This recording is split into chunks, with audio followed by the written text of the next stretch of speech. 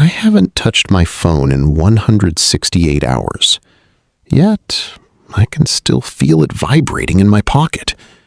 It's a phantom limb, you see, created by a decade of high-frequency behavioral conditioning. It is a surreal sensation, quite literally. I'm sitting in a quiet space, and for a split second, my thigh muscles twitch, in anticipation of a notification that simply isn't coming. Look, this isn't just a quirk of the imagination. It's the physiological manifestation of digital addiction. For a professional in 2024, the smartphone isn't just a gadget. It's an external hard drive for the brain. We have outsourced our memory to search engines, our sense of direction to satellites, and our social validation to a series of red dots.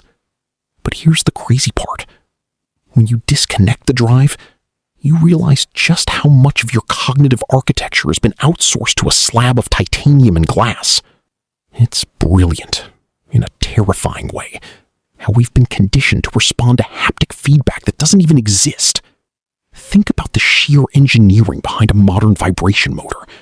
I mean, it is designed to mimic the urgency of a physical tap on the shoulder. Over time, the brain integrates this external device into its own body schema. Profound. You don't just use the phone, you feel the phone. Whilst we've spent the last decade celebrating the evolution from plastic bricks to these seamless pieces of industrial design, we have largely ignored the fact that the evolution wasn't just happening in our pockets. It was happening in our neural pathways. I have spent the last 7 days trying to reclaim my own attention, and the first thing I discovered? The hardware might be tucked away in a drawer, but the software is still running in my head, desperately searching for a signal that is no longer there. It's a bloody massive realization when you finally see the strings of the puppet master, only to find the strings are actually wired directly into your nervous system. To understand why my brain is still buzzing without the device, well, I had to look back at how we actually got here. Look, we were sold a lie wrapped in brushed aluminum and Gorilla Glass. Think back to the early 2000s, to the era of the BlackBerry. It was a tool, right? It had a tactile, clicky keyboard and a tiny screen. It was designed for a very specific purpose, to help you finish a task and then get back to your wife. It was the digital equivalent of a hammer or a Swiss Army knife. Functional, slightly boring, and entirely under your control. But around 2007, the philosophy shifted. We were told these new slabs of glass were the ultimate liberation from the desk. They were marketed as the sum of all human knowledge in your pocket.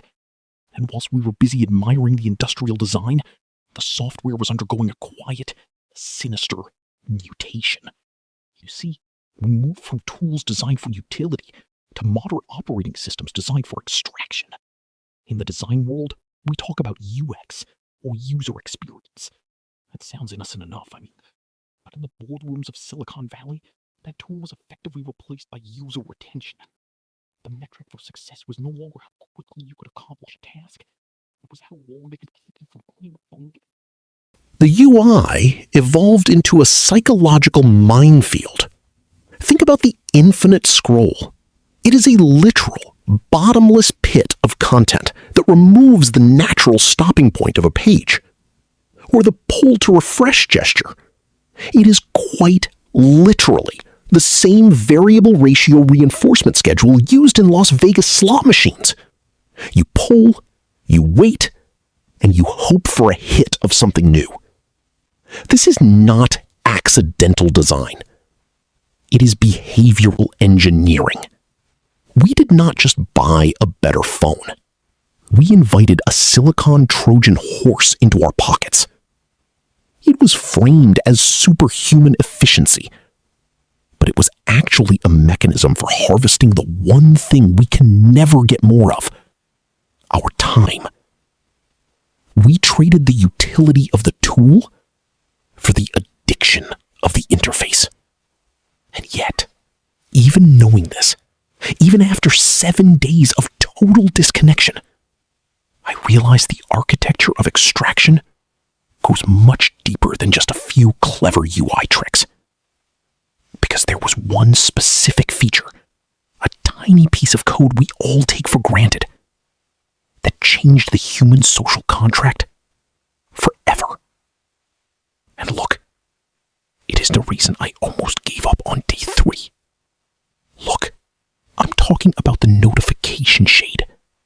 It is arguably the most sophisticated piece of psychological engineering ever deployed on a mass scale. Quite literally. During my 7 days of silence, I began to realize that my phone was never actually a tool. Think about it. A hammer does not demand your attention when you are not building something, right? A screwdriver does not vibrate in your pocket to remind you that screws exist. But the smartphone? That's different.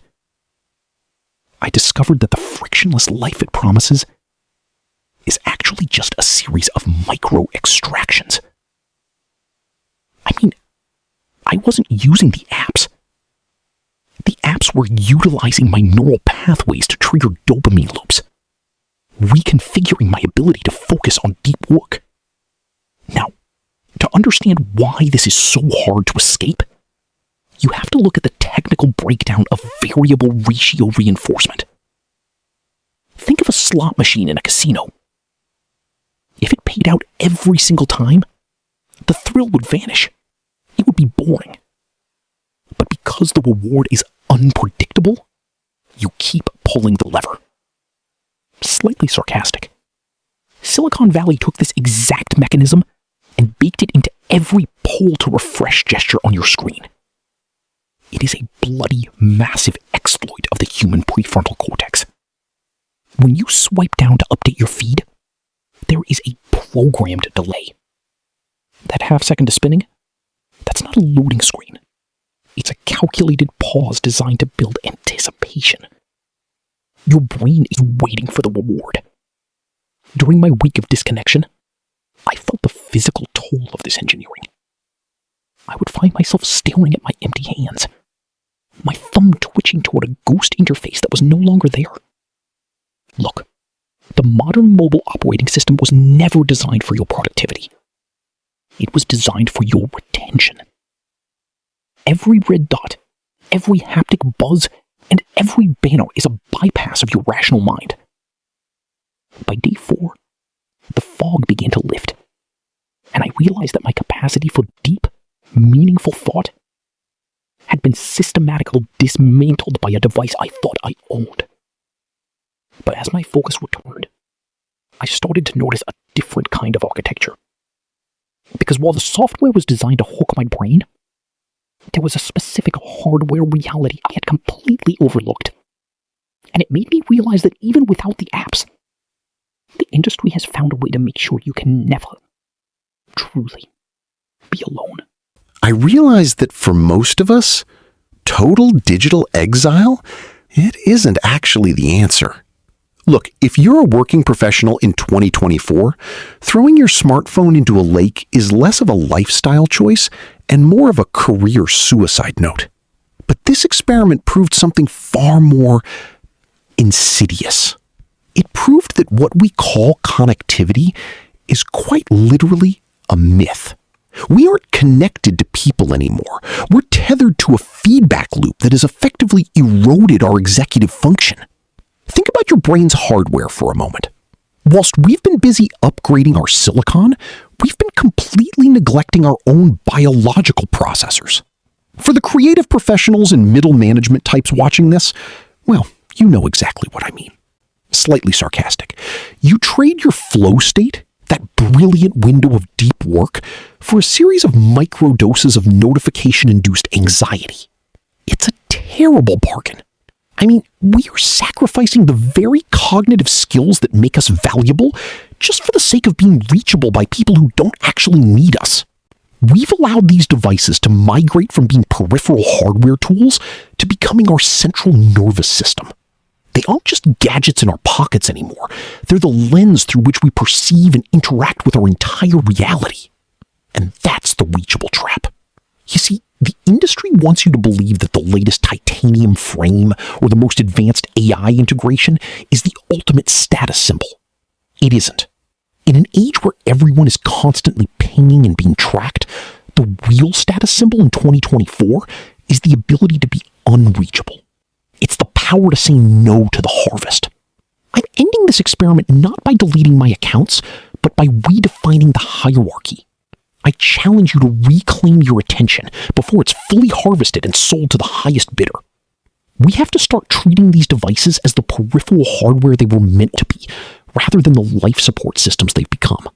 If you enjoyed this technical dissection of the gadgets that own us, well, you should subscribe to Tomorrow's Tech Today. I'll see you in the next one.